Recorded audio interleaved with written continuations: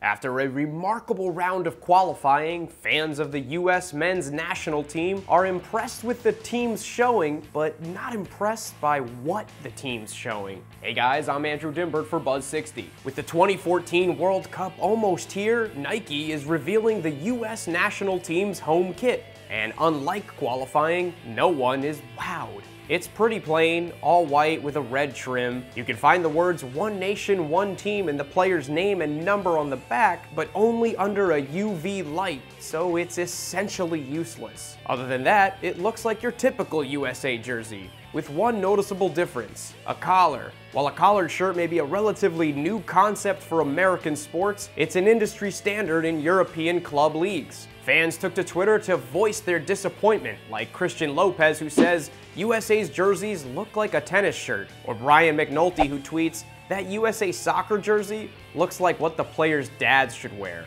At least they don't distract, like those hall monitor uniforms from the 2010 games." Buzz60, now you know, pass it on.